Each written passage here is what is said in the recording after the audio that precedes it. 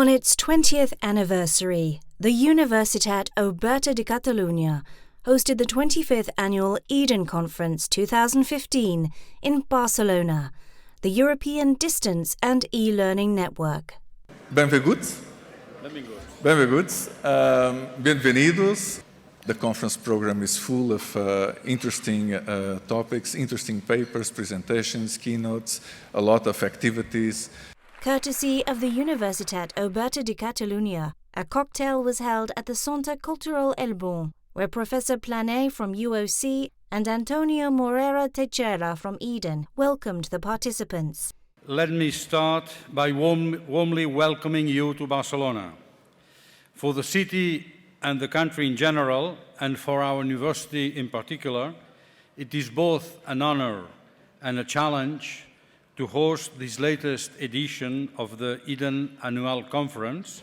It is without doubt the best possible setting for talking about networks, education, e-learning, and Europe. At the end of the reception, a traditional Catalan performance was made to welcome the delegates and keynote speakers. These castells perfectly represent the spirit of the Congress, working together in order to reach a common goal: getting higher and higher. A number of interesting pre-conference events were conducted on the first day of Congress, such as the Open Roundtable of International Editors in Educational Technology Journals. The core conferences started on Wednesday, where the president of the UOC, Professor Planet, the president of Eden, Antonio Morera Teixeira, and the General Director of Universities and Research of the Government of Catalonia, Lluís Jofre, officially welcomed the attendees through a set of warm-up presentations. The Eden conferences represented best the high global impact of the European expertise and the great importance of its legacy of values, knowledge, and best practice. We think that research and higher education are key elements for the social and economic development of a country.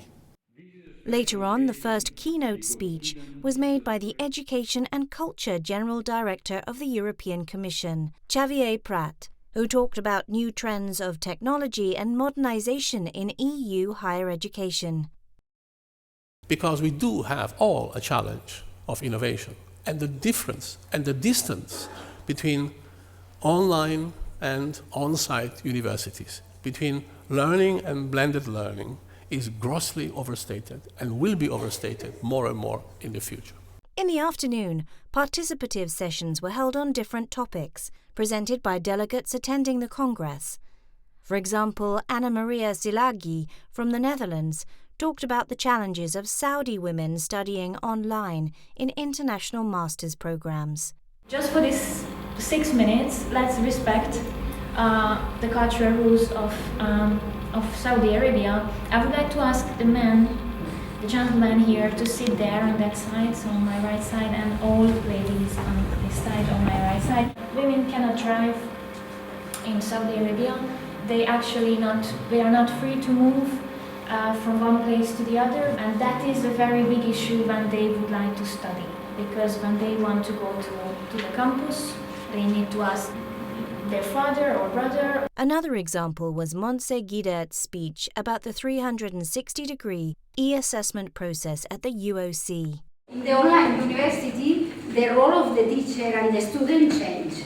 The teacher are more a moderator, I learn and so on, and the students are the active in the process. No? ICT guru and Teaching and Learning Technologies Director at the University Mary Washington, Jim Groom, opened Thursday's sessions with an inspiring and motivational conference about EduPunk and the DS106 community. Our education system isn't broken. It does some things really well.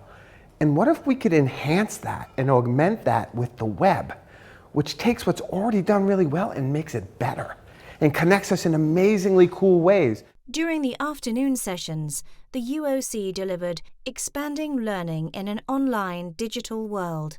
2 presentations stood out: the Oberta Publishing Director's Lluís Pastor's speech about educational resources for the UOC community, We are living not only in an informational society, as Professor Manuel Castel said, and I agree, but in an entertainment society.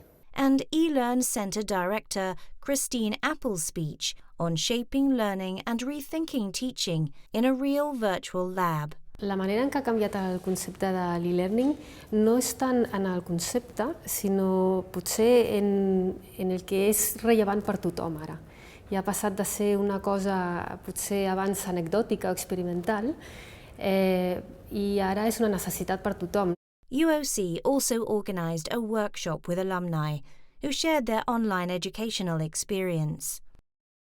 The home group session was also held in the afternoon, consisting of reflections and discussions between delegates and the keynote speakers. The Congress was coming to an end, but attendees had the chance to enjoy the closing plenary session where Albert Sangra, UNESCO chair and faculty member at the eLearn Center at UOC, delivered his speech about the past, present and future of e-learning, focusing on challenges and opportunities. All we agree that learning is changing. But 40 years ago, Bob Dylan also sung that the times were changing. So learning, in fact, is always changing. There is no one single day in which it's no changing. Antonio Moreira Teixeira officially closed the Eden 2015 annual conference. One of the aspects that is important for the Eden community and was also present throughout the conference is the recognition of the quality, the life achievement of our best colleagues, but also the quality of the research that is being produced. June next year, we'll have the 2016 annual conference, the Eden 16 annual conference, which will also be the anniversary conference for Eden. In the meantime, let's stay networked.